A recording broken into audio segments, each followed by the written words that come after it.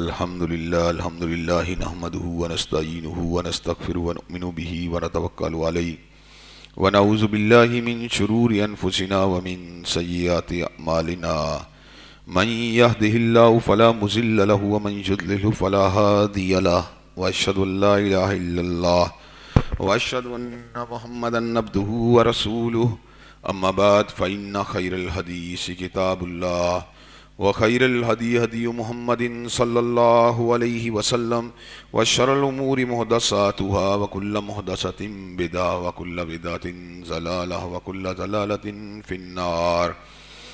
أما بعد أعوذ بالله السميع العليم من الشيطان الرجيم. بسم الله الرحمن الرحيم. فما آمن لموسى إلا ذرية من قومه على خوف من فرعون وملئهم أن يفتنهم. ہر قسم کی تعریفات اللہ مالک الملک کے لیے ہے جنہوں نے جنات اور انسان کو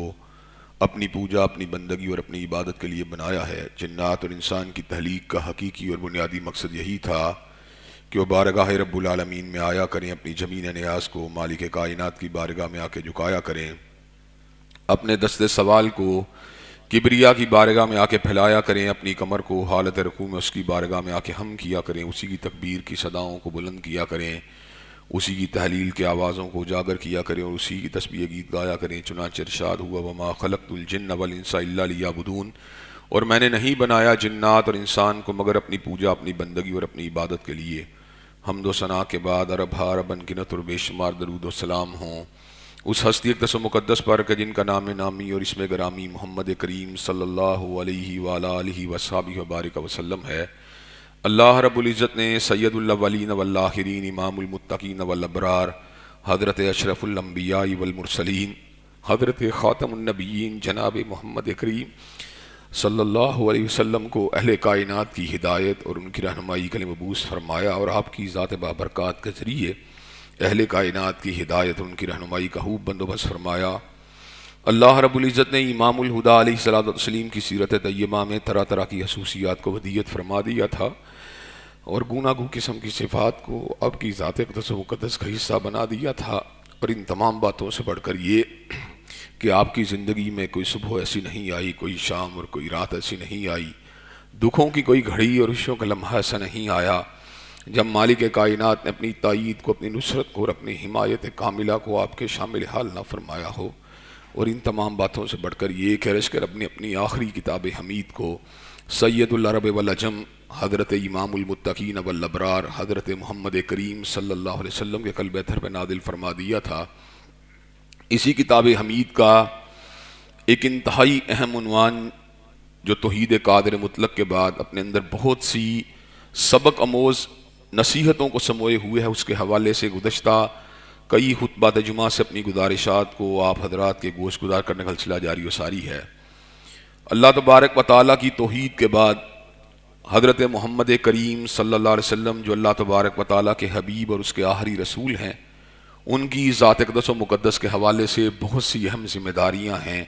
جو اہل ایمان کے اوپر عائد ہوتی ہیں. ان ذمہ داریوں میں سے میں نے آپ کے شرف کا ذکر کیا، آپ کی عظمت کا ذکر کیا، آپ کی بلندی کا ذکر کیا، آپ کی رفت کا ذکر کیا، آپ کی ختم نبوت کا ذکر کیا، آپ کی ناموس کا ذکر کیا، آپ کے ساتھ والہانہ محبت کا ذکر کیا اور آپ کی محبت کو ہر محبت کے اوپر فوقیت دینے کا ذکر کیا. اور اس کے بعد حضرت رسول اللہ صلی اللہ علیہ وسلم کی اتباع کاملہ کے حوالے سے آپ حضرات کے سامنے اپنی چند گزارشات کو پیش کرنے کا سلسلہ جاری و ساری ہے. کامیابی کا راستہ، فلاح کا راستہ، سربلندی کا راستہ، عروج کا راستہ، عزت کا راستہ، افتخار کا راستہ، وقار کا راستہ، جنت کا راستہ، روشنی کا راستہ، نورانیت کا راستہ، رب کریم کے فضل و رحمت کا راستہ، اس کی مغفرت کا راستہ یقیناً حضرت محمد کریم صلی اللہ علیہ وسلم کی اتباع کاملہ کا راستہ ہے. لیکن ہم اس بات کا بہت ہی احسن انداز کے اندر مشاہدہ کرتے آ رہے ہیں اور ہم اس بات کو کتابوں سے ہم نے حاصل کیا، مطالعے سے حاصل کیا، مشاہدے سے حاصل کیا، تجربے سے حاصل کیا کہ بہت سی رکاوٹیں ہیں جو حضرت رسول اللہ صلی اللہ علیہ وسلم کی اتباع کاملہ کے راستے میں حائل ہیں. ان رکاوٹوں کے اندر آباء و اجداد کی اندھی تقلید بھی شامل ہے، اپنے بزرگوں کی جو ہے اندھی پیروی بھی شامل ہے، اپنے سیاسی لیڈروں کی پیروی بھی شامل ہے. اسی طرح غلط صحبت بھی شامل ہے، غلط دوست احباب بھی انسان کو کئی مرتبہ حضرت رسول اللہ صلی اللہ علیہ وسلم کے راستے سے ہٹا کر غلط راستے کو چلا دیتے ہیں۔ اپنی خواہشات بھی شامل ہیں جن کے اندر آپ کی جنسی خواہشات بھی ہیں، شہوانی خواہشات بھی ہیں، پاور کو گین کرنے کی خواہشات بھی ہیں، آپ کے مونیٹری ڈیزائرز بھی ہیں۔ یہ تمام کی تمام خواہشات آپ کو حضرت رسول اللہ صلی اللہ علیہ وسلم کے راستے سے ہٹا دیتی ہیں۔ حضرات گرامی قدر، اس کے ساتھ آج میں آپ حضرات کے سامنے نبی کریم صلی اللہ علیہ وسلم کے اسوہ کامل کے راستے میں حائل ایک اور بڑی رکاوٹ کو آپ حضرات کے گوش گزار کرنا چاہتا ہوں، اور یہ رکاوٹ در حقیقت آپ کے لیے ایک چیلنج کی حیثیت رکھتی ہے کہ آپ نے اس چیلنج کو کیسے عبور کرنا ہے، اور اس چیلنج سے نبردآزما ہونے کے بعد کس طرح اپنے نبی، اپنے مرشد، اپنے مخدوم، اپنے رسول اور اللہ تبارک و تعالیٰ کے پیغمبر کے ساتھ اتباع کے رشتے کو استوار کرنا ہے۔ حضرات گرامی قدر، ڈیزائر جو لالچ ہوتی ہے وہ جس طرح انسان کی آنکھوں کے اوپر پٹی کو باندھ دیتی ہے، اور خواہشات جو ہوتی ہیں وہ انسان کے دلوں کے اوپر پنجہ گاڑ لیتی ہیں، اور انسان جو ہوتا ہے حق و باطل کی امتیاز سے قاصر ہو جاتا ہے۔ اور اللہ تبارک و تعالیٰ نے اس امر کا اعلان فرما دیا، فَرَأَيْتَ مَنِ اتَّخَذَ إِلَٰهَهُ هَوَاهُ، کیا تو نے اس شخص کو نہیں دیکھا جس نے اپنی خواہش کو اپنا معبود بنا لیا ہے۔ حضرات گرامی قدر، اسی طرح جو خوف ہوتا ہے، جو دباؤ ہوتا ہے، جو پریشر ہوتا ہے، وہ بھی انسان کو کئی مرتبہ راہ ہدایت سے بھٹکا دیتا ہے۔ لالچ جس طرح انسان کے لیے ایک ٹیمپٹیشن کا سبب ہے، ایک ترغیب کا سبب ہے، اسی طرح خوف جو ہے وہ انسان کے اندر مصلحت کوشی کو، مداہنت کو، منافقت کو پیدا کر دیتا ہے۔ خوف کی وجہ سے کئی مرتبہ انسان کشمکش کے اندر مبتلا ہو کر حق کو پہچان لینے کے باوجود بھی، حق کو جان لینے کے باوجود بھی حق کے پچلنے سے قاصر ہو جاتا ہے۔ خوف ایک بہت بڑا چیلنج ہے، ایک بہت بڑی آزمائش ہے، اور خوف کا فتنہ یقیناً لالچ کے فتنے سے کسی بھی اعتبار سے، اپنی گریوٹی کے اعتبار سے کم نہیں ہے۔ یہ بہت بڑا چیلنج ہے کہ ارباب اقتدار اور ارباب اختیار کا مسلک اور ہو، ان کا منہج اور ہو، ان کا نقطہ نظر اور ہو، ان کا زاویہ فکر اور ہو، ان کا منشور اور ان کا دستور اور ہو، اور آپ حضرت رسول اللہ صلی اللہ علیہ وسلم کی اتباع کرنا چاہتے ہوں، آپ کو پن پوائنٹ کر دیا جائے، آپ کو مارجنلائز کر دیا جائے، آپ کو صعوبت کے سہنے کے امکانات آپ کے لیے روشن کر دیے جائیں، آپ کو مقدمات کا اسیر بنا دیا جائے، آپ کو دھمکیاں دی جائیں، آپ کو اریسٹ کرنے کی کوشش کی جائے، اور آپ کے بارے میں مختلف طرح کا پروپیگنڈا کر کے آپ کو معاشرے کے اندر کارنر کرنے کی کوشش کی جائے۔ چلتے چلاتے حضرات گرامی قدر، اس ضمن کے اندر آپ حضرات کے سامنے جو ہیں ایک بات عصر حاضر کے حوالے سے، اور پھر یہاں سے بات کا آغاز ہوتا ہے، اس مقام کے اوپر آپ کو لے کے جانا چاہتا ہوں۔ ہماری کوئی حیثیت نہیں، ٹیڈی پیسے کے برابر بھی میں اپنی حیثیت کو نہیں سمجھتا، حضرت رسول اللہ کا ایک معمولی سا پروانہ ہوں، اور اللہ تبارک و تعالیٰ کے در کا ایک معمولی سا فقیر ہوں۔ حضرات گرامی قدر، اعتدال میری فکر کے اندر موجود ہے، انتہا پسندی سے بچا کر اپنی گفتگو کو دلائل کے ساتھ مرصع کر کے ہر فورم کے پرکھتا ہوں، لیکن اس کے باوجود مختلف طرح کے اپس اینڈ ڈاؤنز کو دیکھنا پڑتا ہے، جن میں سے کئی مرتبہ ان اپس اینڈ ڈاؤنز کو میں آپ حضرات کے سامنے شیئر بھی نہیں کرتا۔ مقدمات بھی ہوئے، اسی طرح مختلف شہروں کے اندر داخلے کے پر پابندیاں بھی عائد کی گئیں، زبان بندی کے آرڈیننس بھی جاری کیے گئے، اسی طرح تھانوں کے اندر بھی اور کچہریوں کے اندر بھی گھسیٹا گیا، اسی طرح مختلف پرچوں کو مختلف علاقوں کے اندر بھی کاٹا گیا، اور اب حالیہ دنوں کے اندر میرے اور میرے بھائی حافظ شام الہی، ان کے فیس بک پیجز جو ہیں ان کو مکمل طور پہ بلاک کیا جا رہا ہے۔ پہلے میرے آفیشیل پیج کو بلاک کیا گیا، اب دیگر پیجز کو بھی بلاک کیا جا رہا ہے۔ جرم کیا ہے کہ عظمت صحابہ کی بات کیوں کرتے ہو، ختم نبوت کی بات کیوں کرتے ہو، حکمرانہ نے وقت کے سامنے حق بات کیوں کرتے ہو۔ حضرات گرامی قدر، 10 لاکھ کے قریب فالوورز والے پیجز کو بلاک کرنے کے بعد اب جو 40 50 ہزار کے آڈینس کے پیجز ہیں ان کو بھی بلاک کیا جا رہا ہے۔ لیکن سچی بات یہ ہے، ان پیجوں کی بلاکنگ کا مقصد در حقیقت ہمارے سافٹ ویئر کو، جن کو وہ سافٹ ویئر کہتے ہیں، ہمارے مینٹل رجحانات کو اپ ڈیٹ کرنا ہے، ان کو ڈائیورٹ کرنا ہے۔ لیکن اللہ تبارک و تعالیٰ کے فضل و کرم سے ہم شہداء کے وارث ہیں، ہم ائمہ دین کے وارث ہیں، علماء کے وارث ہیں۔ خود تو ہماری کوئی حیثیت نہیں، لیکن ایک لیگیسی ہے، ایک وراثت ہے جس کو ہم کیری کر رہے ہیں۔ انشاءاللہ اللہ تبارک و تعالیٰ نے اگر چاہا تو زندگی کے آخری لمحات تک ان تمام کی تمام مسائل اور رکاوٹوں کا مقابلہ سینہ سپر ہو کے کرتے رہیں گے، اور انشاءاللہ اللہ تبارک و تعالیٰ کے فضل و کرم سے جو پیغام توحید و سنت ہے اس کا ابلاغ کرتے رہیں گے۔ حضرات گرامی قدر یہ دعوت کو سکویز کرنا، اس کو محدود کرنے کی کوشش کرنا اور آپ کے آڈینس کو لمٹ کرنے کی کوشش کرنے کا مقصد یہ ہوتا ہے کہ معاشرے سے آپ کو کاٹ دیا جائے، آپ کی دعوت سے معاشرے کے درمیان ایک گیپ کو پیدا کر دیا جائے اور پھر آپ کے بارے میں جھوٹی افواہوں کو معاشرے میں پروپوگیٹ کیا جائے۔ انتہا پسند ہے، شدت پسند ہے، معاشرے کے لیے ڈینجر ہے، معاشرے کے لیے خطرناک ہے، معاشرے کو غلط ٹریک کے اوپر چلانا چاہتا ہے۔ حضرات گرامی قدر ناچنے گانے والے آزاد ہیں، حضرات گرامی قدر فحاشی کے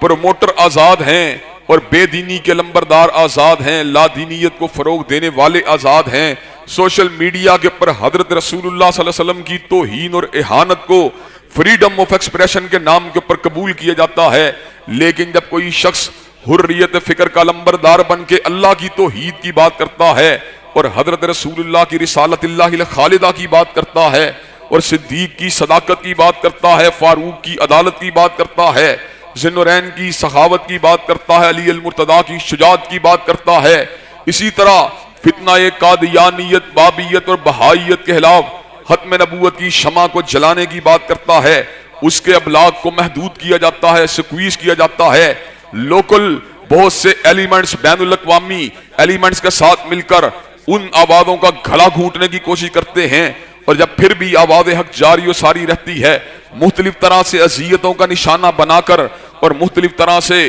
انسان کو نفسیاتی الجھاؤ کا شکار کر کے اور مختلف طرح کے دیدہ اور دانستہ اور کئی مرتبہ غیر دانستہ انداز کے اندر، بظاہر غیر دانستہ انداز کے اندر انسان کے حلقے کو تنگ کر کے اس کی زبان کو دبانے کی جو کوششیں کی جاتی ہیں، ان کا مقصد فقط یہ ہوتا ہے کہ حضرت رسول اللہ صلی اللہ علیہ وسلم کی سنت اور آپ کی اتباع کی شمع جو ہے اس کو بجھا دیا جائے، لیکن حضرات گرامی قدر پھونکوں سے یہ چراغ بجھایا نہ جائے گا۔ میں یہ بات سمجھتا ہوں کہ کفار ہر دور کے اندر، ظالم فاسق فاجر ہر دور کے اندر اذیتوں کو دے کر اور ظلم اور بربریت کے مظاہروں کو کر کے اہل حق کو دبانے کی جستجو کرتے رہے، ان کو خوف کے اندر مبتلا کر کے ان کو ایمان کے راستے سے ہٹانے کی کوشش کرتے رہے، اور سب سے بڑا خوف اور دہشت کا فتنہ ابھی دنیا میں آنا باقی ہے، دجال کا دور حکومت، جو کہ خوف کی انتہا کا دور ہوگا اور اذیتوں کی انتہا کا دور ہوگا اور مشقتوں کی انتہا کا دور ہوگا، اور ہر شخص اس کے خوف سے گھبرا رہا ہوگا، اور اس کا فتنہ جو ہے ہر شخص کو جو ہے ایک ایمان کے اعتبار سے چیلنج کی حیثیت سے اس کے سامنے آ چکا ہوگا۔ حضرات گرامی قدر ابھی اس امت مرحومہ نے اس فتنے کا بھی سامنا کرنا ہے۔ ایسے عالم کے اندر جب تک ہمارے پاس ایمان کی مضبوط شمع ہمارے دلوں میں روشن نہیں ہوگی، جب تک بصیرت ہمارے دماغ کے اندر موجود نہیں ہوگی، جب تک تعلق باللہ اور خشیت الہی کی شمع ہمارے سینے کے اندر فروزہ نہیں ہوگی، حضرات گرامی قدر ہم ان خوف اور دباؤ کے فتنوں کا مقابلہ نہیں کر سکتے۔ حضرات گرامی قدر ہم نے کتاب اللہ سے اس سبق کو حاصل کیا اور بہت سے واقعات سے اس بات کو اخذ کیا کہ ہر دور کے اندر لوگوں کو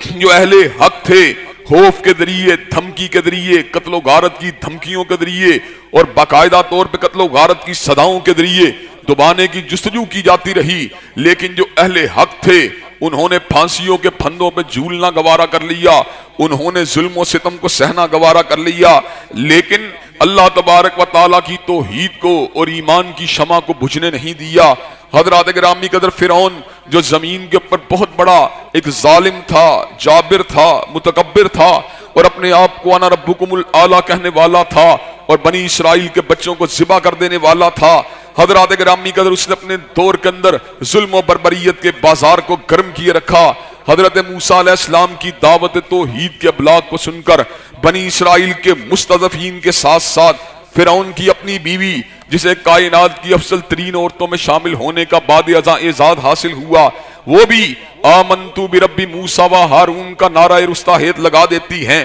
حضرات گرامی قدر پھر ظلم کا نشانہ بنایا گیا، پھر اذیت کا نشانہ بنایا گیا، پھر سولی کے اوپر لٹکایا گیا۔ ایسے عالم کے اندر جب سیدہ آسیہ کو سولی کے اوپر لٹکایا گیا، سیدہ آسیہ نے الفاظ کہے تو کیا کہے، رب ابن لی عندک بیتا فی الجنہ ونجنی من فرعون وعملہ ونجنی من القوم الظالمین۔ اللہ تبارک و تعالیٰ کے سامنے زبان حال کو بھی رکھ دیا اور زبان قال کو بھی رکھ دیا۔ حالت یہ ہے کہ فرعون کے محلات ہیں، خاتون اول ہے، نعمت و ناز کی فراوانی ہے، انواع و اقسام قسم کے کھانے ہیں، پھل ہیں، لباس ہیں اور ہر چیز ہے، لیکن اس کے بدلے دعوت توحید کو جو اختیار کرنے کے بدلے یہ ساری نعمتیں بھی چھن رہی ہیں اور جام شہادت کو بھی نوش کرنا پڑ رہا ہے۔ لیکن آسیہ کی استقامت کا عالم کیا ہے؟ آسیہ نے جب رب کریم کو اپنا معبود مطلق بنا لیا اور اللہ کم الحاکمین کے سامنے اپنے سر عالی کو جھکا دیا تو آسیہ نے الفاظ کہے تو کیا کہے؟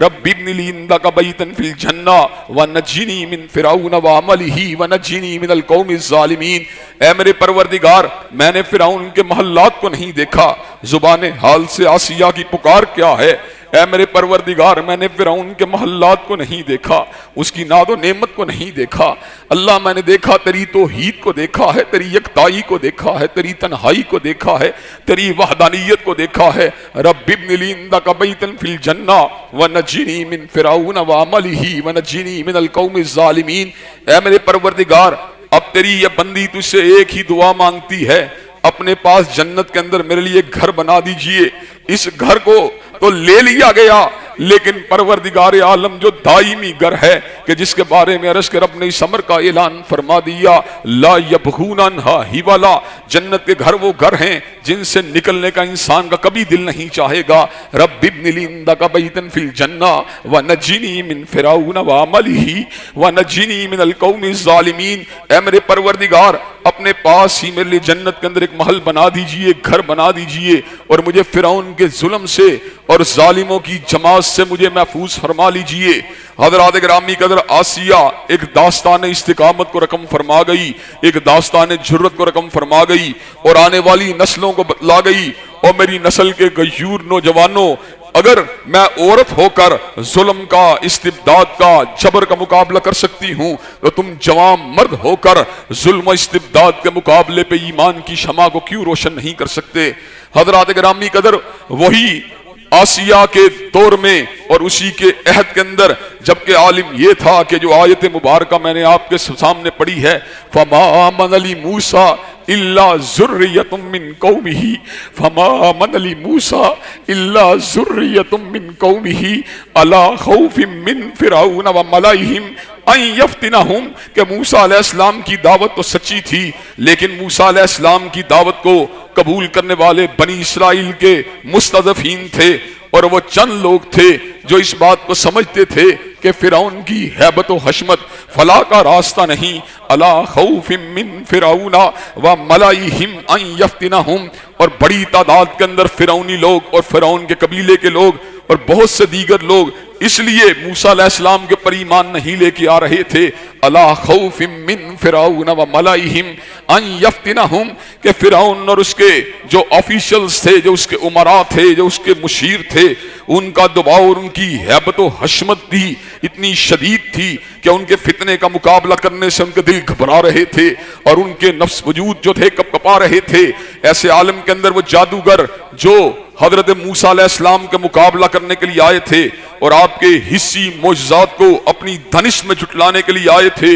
اور فرعون کی صحبت اور رفاقت کی طمع اور طلب کو لے کے آئے تھے، اور یہ بات فرعون کہہ چکا تھا، اگر تم نے موسیٰ علیہ السلام کے پر غلبے کو حاصل کیا تو تم میرے مقربین میں شامل ہو جاؤ گے۔ حضرات گرامی قدر، اس معرکہ حق و باطل میں جادوگر جو اپنے فن کے اندر یگانہ و یکتا تھے اور اپنی فنی مہارت کے اندر کمال کے درجے پہ فائز تھے، جب انہوں نے رسیوں کو پھینکا، اتنا خطرناک جادو کہ پروردگار عالم نے خود اس امر کا اعلان فرما دیا، وَسَحَرُوا أَعْيُنَ النَّاسِ وَاسْتَرْهَبُوهُمْ وَجَاءُوا بِسِحْرٍ عَظِيمٍ، لوگوں کی آنکھوں کے اوپر عجیب قسم کی کیفیت طاری ہو گئی۔ اس جادو کو دیکھ کر لوگ جو تھے اس بات سے قاصر ہو گئے کہ اس بات کی تمیز کر سکیں رسیاں ہیں کہ سانپ ہیں۔ ایسے عالم کے اندر موسیٰ علیہ السلام کے پر پروردگار عالم نے وحی کا نزول فرما دیا، وَأَوْحَيْنَا إِلَىٰ مُوسَىٰ أَنْ أَلْقِ عَصَاكَ، موسیٰ علیہ السلام گھبرانے کی ضرورت نہیں، اپنے عصا کو پھینکیے، پھر دیکھیے کیا ہوتا ہے۔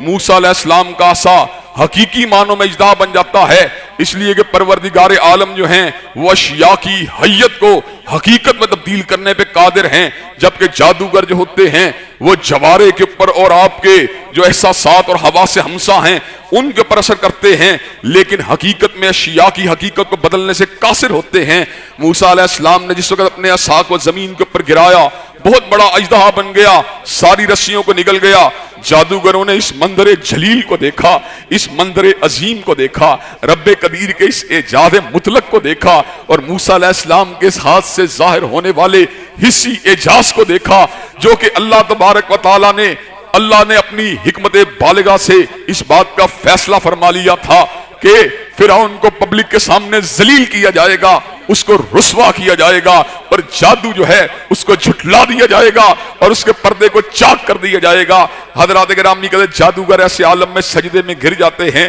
حقیقت ایمان کو پہچان جاتے ہیں۔ اتنی بڑی نشانی جو ان کے علم کے اعتبار سے ایسی نشانی تھی جس کو جھٹلانا ان کے بس میں نہیں تھا، فوراً سے پہلے سجدے میں گر گئے اور یہ بات کہنے لگے، آمنا برب العالمین رب موسیٰ و ہارون، ہم پروردگار عالم کے پر ایمان لے کے آئے جو موسیٰ اور ہارون کا رب ہے۔ حضرات گرامی قدر فرعون بڑا ہی چال باز تھا، بڑا ہی مکار تھا اور دجل کی انتہا کے پر فائز تھا، لوگوں کو دھوکہ دینا اس کے اندر اس کو کمال حاصل تھا۔ اس نے یہ بات کہی کہ انہو لکبیرکم الذی علمکم السحر، یہ تمہارا استاد ہے جس نے تمہیں جادو سکھایا ہوا ہے، تمہاری آپس میں ملی بھگت ہے، تم میری حکومت کے خلاف پلاننگ کر کے میری حکومت کو گرانا چاہتے ہو۔ لَأُقَطِّعَنَّ أَيْدِيَكُمْ وَأَرْجُلَكُمْ مِنْ خِلَافٍ ثُمَّ لَأُصَلِّبَنَّكُمْ أَجْمَعِينَ، میں تمہارے ہاتھوں کو قطع کر دوں گا، تمہارے قدموں کو کاٹ دوں گا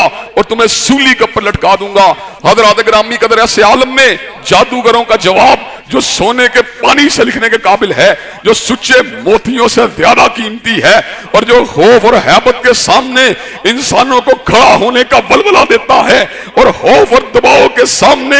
ایمان کی محبت کو اجاگر کرتا ہے۔ جادوگروں نے الفاظ کہے تو کیا کہے، وَمَا تَنْقِمُوا مِنَّا إِلَّا أَنْ آمَنَّا بِآيَاتِ رَبِّنَا لَمَّا جَاءَتْنَا، فرعون تو ہم سے اسی بات کا انتقام لے رہا ہے کہ ہم نے ایمان کو، اس کی حقیقت کو پہچان لیا ہے، آیت اللہ کو دیکھنے کے بعد اور اللہ تبارک و تعالیٰ کی نشانیوں کو دیکھنے کے بعد اب ہم ایمان کو لا چکے ہیں، تو اس بات کا ہم سے انتقام لینا چاہتا ہے۔ لیکن سن لے، یہ جو ایمان کا جام ہم نے پی لیا ہے، اب یہ جام ہم سے چھوٹنے نہ پائے گا۔ اب یہ نعمت جو ہم نے حاصل کر لی ہے، ہم اس نعمت سے دستبردار ہونا گوارا نہیں کریں گے۔ جادوگروں کے الفاظ جو سونے کے پانی سے زیادہ قیمتی ہیں، ربنا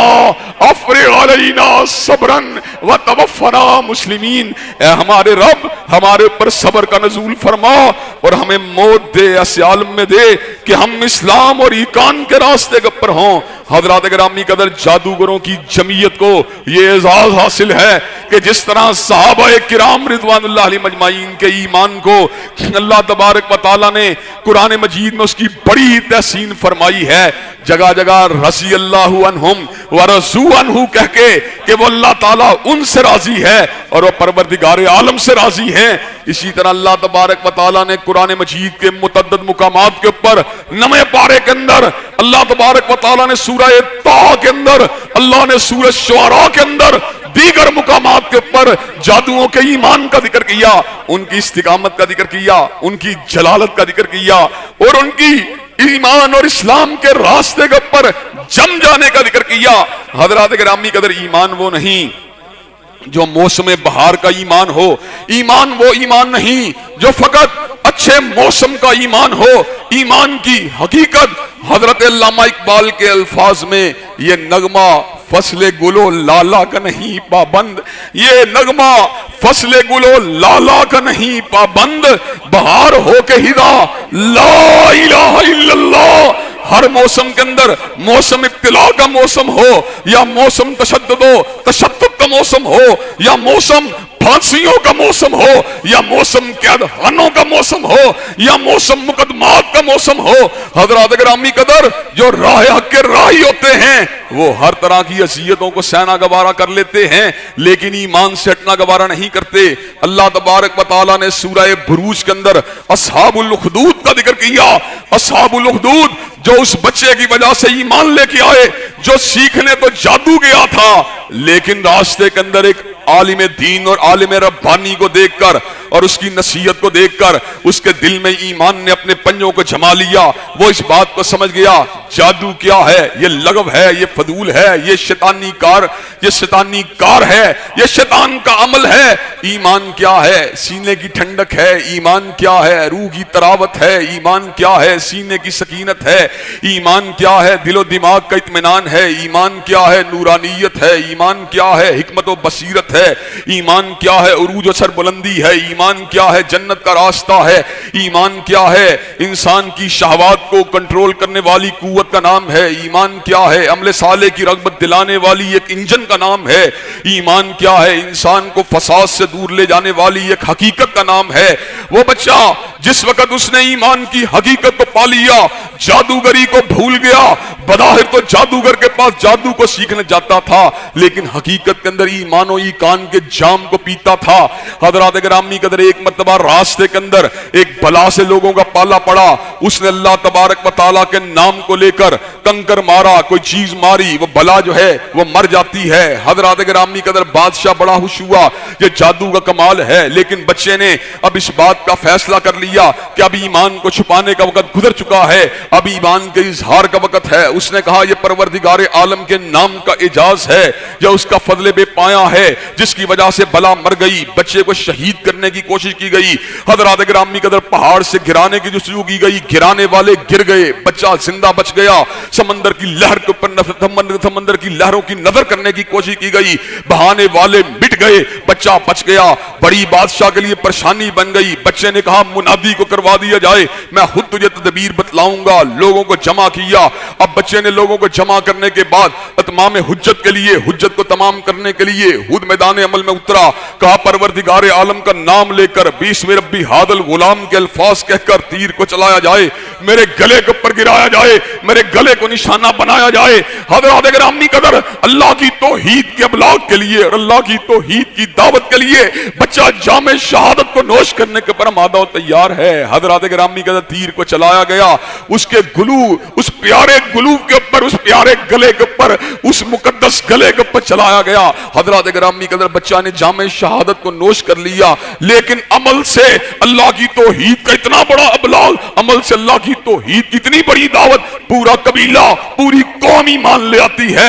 हज़रात गिरामी कदर, बादशाह के सामने पहले एक ईमान था, एक मोमिन था, एक ईमान का मुजस्समा था, एक ईमान का लंबरदार था। अब पूरी की पूरी कौम थी, अब अस्हाबुल उखदूद थे। बादशाह ने क्या किया? हंदकों को जलाया गया, आग को भड़काया गया। अस्हाबुल उखदूद को उन हंदकों के अंदर गिराकर उनको हकिस्तर कर दिया गया। लेकिन अस्हाबुल उखदूद ने आग के अंदर जलना गवारा कर लिया, लेकिन ईमान को टच करना गवारा नहीं किया। अल्लाह तबारक व तआला की अपनी हिकमत है। अल्लाह तबारक व तआला अपने मुहिब्बीन को जलता हुआ देख रहा था। अल्लाह तबारक व तआला अपने बंदों को जलता हुआ देख रहा था। हंदकों के अंदर जुल्म और बर्बरियत की इंतहा को जो था वो उसके ऊपर पहुंचकर बादशाह जुल्म और इस्तिबदाद की तारीख को लिख रहा था, और मद्दे मुकाबिल मजलूम और मकहूर लोग और मजबूर लोग ईमान के दिए को जला रहे थे। हज़रात गिरामी कदर, अल्लाह तबारक व तआला ने उनकी इस इस्तिकामत को और खौफ के मुकाबले में जुर्रत ईमानी को हमेशा के लिए सिंबल बना दिया, हमेशा के लिए अलामत बना दिया। अल्लाह ने सब्र का ऐलान फरमा दिया, वमा नकमू मिनहुम इल्ला अन युमिनु बिल्लाहिल अजीजिल हमीद। उनसे इंतकाम इसलिए लिया गया कि मुझसे मोहब्बत करने वाले थे, मुझसे प्यार करने वाले थे, अजीजो हमीद की पूजा करने वाले थे, अजीजो हमीद की यकताई और वहदानियत के ऊपर यकीन रखने वाले थे। हज़रात गिरामी कदर, आज जिस वक्त कश्मीर के अंदर हम लॉकडाउन को देखते हैं या बर्मा के अंदर जलने वाली आग को देखते हैं और उस आग के अंदर फेंके जाने वाले बच्चों को देखते हैं और वहां की बेटियों, बहनों, बीवियों के दुपट्टों को तार तार होते हुए देखते हैं और وہاں کے بوڑھوں کی داڑھیوں کو لہو میں تربتر دیکھتے ہیں، اور فلسطین اور القدس کے اندر حی علی الصلاۃ اور حی علی الفلاح کی آوازوں کو دبتا ہوا دیکھتے ہیں، اور القدس کو پاپ جھولا دیکھتے ہیں، وہ القدس جس کو حضرت عمر فاروق نے پنجائے نصرانیت سے نکلوا کر مسلمانوں کے قبضے میں دے دیا تھا، آج جب اس کو پنجائے یہودیت میں گرفتار دیکھتے ہیں تو ایسے عالم کے اندر ہمارے دل کے اندر یہ بات آتی ہے، یہ آزمائش ہے، یہ سب کچھ جو ہے اسی طرح کی آزمائش ہے جس طرح اصحاب الاخدود کو آزمایا گیا، اور اس کے اندر جہاں پر ان کی آزمائش ہے کہ ان کے ایمان کی آزمائش ہے، وہاں پر ہماری آزمائش ہے کہ ہم ان کے لیے کیا کرتے ہیں، ہم ان کے لیے کیا آواز کو بلند کرتے ہیں، ہم ان کے لیے کس طرح کی کاوشیں کرتے ہیں۔ حضرات گرامی قدر، وہ تو جام شہادت کو نوش کر رہے ہیں اور اللہ سے اپنی ولایت کی تاریخ کو تحریر کر رہے ہیں، اور ہم کیا ہیں؟ ہم وہ ہیں کہ میں اگر سوختہ سامہ ہوں، میں اگر سوختہ سامہ ہوں تو یہ روز سیاہ، میں اگر سوختہ سامہ ہوں تو یہ روز سیاہ، وہ دکھایا ہے میرے گھر کے چراغاں نے مجھے کہ میری حالت یہ ہے کہ میرے ایمان کی کوئی دلیل آج میرے پاس موجود نہیں ہے، میرے ایمان کی کوئی علامت آج میرے اندر موجود نہیں ہے، میں دعویٰ تو ایمان کا کرتا ہوں لیکن جذبہ اخوت سے کتنا دور ہوں۔ اخوت اس کو کہتے ہیں چبھے کانٹا جو کابل میں تو ہندوستان کا ہر پیر و جمع بیتاب ہو جائے۔ حضرات گرامی قدر، لیکن خوف کے سامنے سینہ سپر ہو جانا اور خوف کو ہندہ پیشانی سے گوارا کرنا، اور خوف کے سامنے ایمان اور عزم کی شمع کو جلانا، اور خوف کے سامنے استقلال اور استقامت کا مظاہرہ کرنا،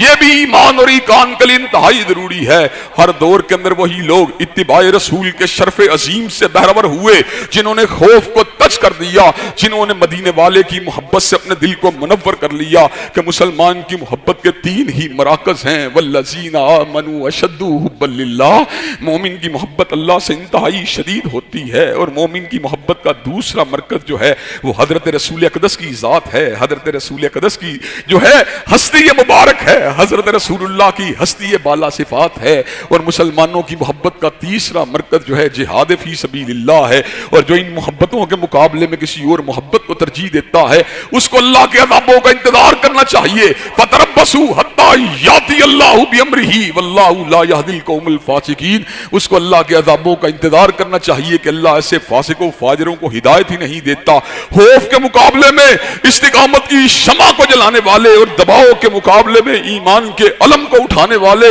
وہ لوگ جو ہر حد کے اندر خلاصہ زمین ہیں، جو ہر دور کے اندر زمین کے مرکز و محور کے مرکز و محور کے پیغام کے لمبردار تھے۔ حضرات گرامی قدر، ان جلیل القدر انسانوں کی تاریخ یقیناً روحوں کے اندر ایک سنسناہٹ کو پیدا کر دیتی ہے، انسان کے وجود کے اوپر کپ کپی کو طاری کر دیتی ہے، اور انسان کے اندر ایک ایسے عزم کو اور ایک ایسے حوصلے کو اور ایک ایسی جرأت کو پیدا کر دیتی ہے جہاں پر انسان جو ہوتا ہے اللہ کی محبت کے اندر اس انداز کے اندر پیوست ہو جاتا ہے کہ دنیا کی ہر محبت کو بھلا دیتا ہے، اور پیغمبر زمان کی محبت کے جام کو اس انداز کے اندر پی لیتا ہے کہ حضرات گرامی قدر اس کے بعد اس کی آنکھوں کے اندر کوئی چیز باقی نہیں رہتی۔ حضرات گرامی قدر، جس وقت کسی کہنے والے نے کیا خوبصورت بات کہی ہے کہ ایمان کے جام و مینا کو پینا آپ کے لیے سعادت کی بات ہے، اور ایمان کے جام و مینا کے اندر جو میں پڑتی ہے وہ توحید کی میں ہوتی ہے کہ توحید کی میں کا لطف اٹھا، توحید کی میں کا لطف اٹھا ایمان کے جام و مینا سے، توحید کی میں کا لطف اٹھا ایمان کے جام و مینا سے۔ جب ساقی ساقی یہ کوثر ہو، جب ساقی ساقی یہ کوثر ہو، کیا حرج ہے میں کے پینے میں؟ جب پلانے والا سید الاولین والآخرین ہو، جب عزم و استقلال کی داستان کو رقم کرنے والا امام کائنات ہو، فخر موجودات ہو، سید الاولین والآخرین ہو، تو پھر خوف کو ٹھوکر مار کے اڑا دو اور حضرت رسول اللہ کی محبت اور ان کی اتباع کی شمع کو روشن کر دو۔ اللہ تبارک و تعالی ہم کو صحیح معنوں میں ایمان کے راستے پر استقامت کا مظاہرہ کرنے کی توفیق دے۔ ابھی داستان عظیمت و استقامت اس کا بیان باقی ہے، اور انشاءاللہ اس کو آئندہ خطبہ جمعہ میں آپ حضرات کے سامنے رکھا جائے گا۔ اللہ تبارک و تعالی ہم سب کو ایمان پر استقامت نصیب فرما دے۔ وآخر دعوانا الحمدللہ رب العالمین۔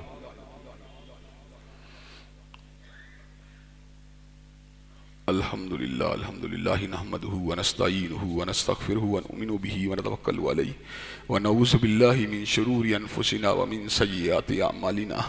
من يهده الله فلا مضل له ومن يضلل فلا هادي له واشهد ان لا اله الا الله واشهد ان محمدا عبده ورسوله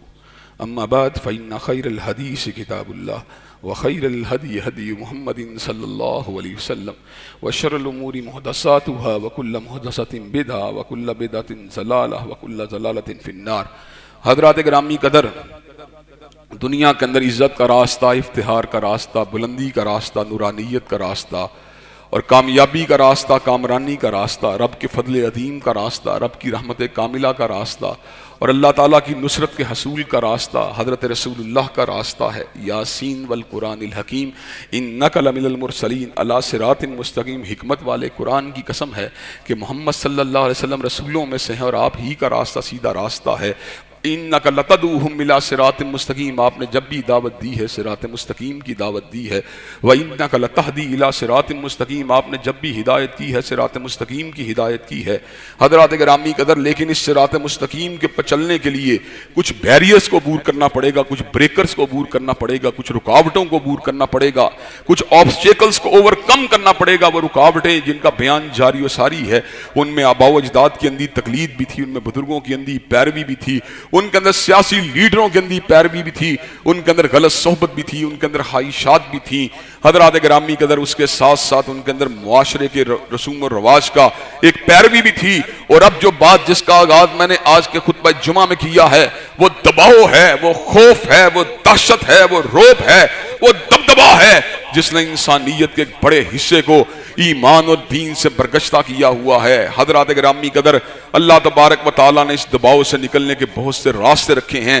جن میں سے ایک راستہ دارالکفر کو حیرباد کہہ کے ہجرت کر کے دارالایمان کے اندر سکونت کو اختیار کرنا ہے۔ لیکن آج کا مسلمان جو ہے وہ مسلمانوں کے دیش کو چھوڑ کر، اسلام کے وطنوں کو چھوڑ کے، اسلامی اوطان کو چھوڑ کے دنیا داری کے لیے مائیگریٹ کر جاتا ہے، دارالکفر کی طرف مائیگریٹ کر جاتا ہے۔ حضرات گرامی قدر، یہ جو معیشت کی تفوق ہے اور جو مونیٹری بینیفٹس کو سیکھ کرنے کا ایک دائی اور جذبہ ہے اور جو میٹیریلزم کی فراوانی ہے، اس نے ایمان کو ایک عجیب قسم کی کیفیت سے دوچار کر دیا ہے۔ ایمان ابتلا کے اندر سے گزرتا ہے، ایمان آزمائشوں کے اندر سے گزرتا ہے، چمکتا ہے اور پھر اس کی چمک سے پورا سماج منور ہوتا ہے۔ ہر دور کے اندر بکنے والے بھی ہوتے ہیں، جھکنے والے بھی ہوتے ہیں، ہر دور میں ضمیروں کے اپنے بیچنے والے بھی ہوتے ہیں، لیکن ہر دور میں زندہ ضمیروں کے لوگ بھی ہوتے ہیں، روشن ضمیر لوگ بھی ہوتے ہیں، سچی بات کہنے والے لوگ بھی ہوتے ہیں۔ اور سچی بات یہ ہے، سچی بات کہنے والے لوگ اپنی طاقت سے سچی بات نہیں کرتے۔ ذالک فضل اللہ یؤتیہ من یشاء، یہ اللہ کا فضل ہوتا ہے، جس کو اللہ تبارک و تعالیٰ چاہے عطا فرما دیتے ہیں۔ حضرات اگرامی قدر، خوف اور دباؤ کے سامنے ایمان اور استقامت کا مظاہرہ کرنا یہ مومن اور مسلمان کی شان ہے۔ وَلَنَّبْلُوَنَّكُمْ بِشَيْءٍ مِّنَ الْخَوْفِ وَالْجُوعِ وَنَقْصٍ مِّنَ الْأَمْوَالِ وَالْأَنفُسِ وَالثَّمَرَاتِ، اللہ آزمائش کریں گے۔ اللہ نے ان آزمائشوں میں سے سب سے پہلے جس آزمائش کا ذکر کیا وہ خوف کی آزمائش ہے۔ چنانچہ حضرات گرامی قدر، ہمیں خوف کے مقابلے میں ایمان اور استقامت کی شمع کو جلانا ہے، اور اللہ کے فضل و کرم سے ہم ناکاروں نے اپنے آبا کے راستے کے پر چلتے ہوئے خوف کا مقابلہ اللہ کے فضل و کرم سے ایمان کی ضرورت سے کیا ہے۔ فقط یاد دہانی کے لیے، جب کرونا کی دہشت نے پورے معاشرے کو اپنے شکنجے میں لیا ہوا تھا، میں گناہ گار تھا جس نے ایسے عالم کے اندر یہ بات کہی تھی، جس کے پاس اللہ کی پناہ ہو اس کو کائنات کے اندر کوئی مار نہیں سکتا۔ اور اللہ تعالیٰ کے فضل و کرم سے مساجد کی آبادی کی بات کی تھی، پرچوں کو سہنے کے باوجود مساجد کے اندر نمازوں کی ادائیگی کی بات کی تھی۔ اور جب لوگ اپنے بھائیوں کی میتوں کو چھوڑ کے بھاگ رہے تھے اور شوہر اور بیوی اپنی میتوں کو چھوڑ کے بھاگ رہے تھے، ہم نے آگے بڑھ کے کہا تھا ان مسلمان میتوں کے غسل کا انتظام ہم کریں گے، ان کی تجہیز و تکفین کا انتظام ہم کریں گے۔ اللہ کے فضل و کرم سے کرونا کی انتہا کے دور کے اندر بھی رب قدیر کے خوف نے ہمارے دل کو چمکا دیا تھا اور ہمارے دل سے کرونا کی دہشت کو نکال کے پرے پھینک دیا تھا۔ ہم نے کسی دور کے کسی حاکم کی رعونت کو نہیں دیکھا، اس کی دہشت کو نہیں دیکھا، اس کے رعب و دبدبے کو نہیں دیکھا۔ جنرل مشرف کے دور کے اندر بھی حق کا ابلاغ کیا، میاں صاحب کے دور کے اندر بھی حق کا ابلاغ کیا، خان صاحب کے دور کے اندر بھی حق کا ابلاغ کر رہے ہیں، اور انشاءاللہ جب تک زندہ رہیں گے پیغام حق کو سناتے رہیں گے اور شمع حق کو روشن کرتے رہیں گے اور علم حق کو اٹھاتے رہیں گے۔ ہمارے زبان بندی کو جو ہے آرڈیننس جاری کیے جا رہے ہیں، ہمارے گلے کو گھونٹنے کی کوششیں کی جا رہی ہیں حضرات گرامی قدر، اور ہم یہ بات کہہ دیتے ہیں لبوں پہ مہر ہے تو کیا کہ رکھ دی ہے ہر حلقۂ زنجیر میں زباں میں نے۔ حضرات گرامی قدر ہماری آوازوں کو دبانے کی جستجو کی جا رہی ہے، لیکن انشاءاللہ یہ صدا منبر و محراب سے اٹھتی رہے گی، یہ صدا حضرت رسول اللہ کی اقتداء میں اٹھتی رہے گی، یہ صدا ائمہ دین کی اقتداء میں پیغام حق کے لیے اٹھتی رہے گی، یہ صدا انشاءاللہ اللہ کی توحید کے ابلاغ کے لیے اور ان الحکم الا للہ کے نعرے کے لیے بلند ہوتی رہے گی، اور اللہ تبارک و تعالیٰ کے فضل و کرم سے سر کو کٹوانا گوارا کر لیں گے، جھکانا گوارا نہیں کریں گے انشاءاللہ العزیز۔ ان اللہ یأمر بالعدل والاحسان وایتاء ذی القربى وینہی عن الفحشاء والمنکر والبغی سبحان ربک رب العزة عما یصفون والسلام علی المرسلین والحمد للہ رب العالمین۔